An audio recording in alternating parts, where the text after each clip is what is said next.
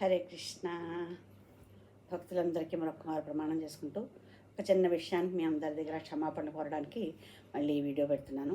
Morning ఇవాళ చేసిన ఇది వీడియోలో నేను పొరపాటున గౌరాంగ దర్శన్ దాస్ ప్రభుజీకి ఆఖరిని ప్రభుజీ అనకుండా చెప్పేసాను. అది ఎలా చెప్పానో నాకు తెలియదు.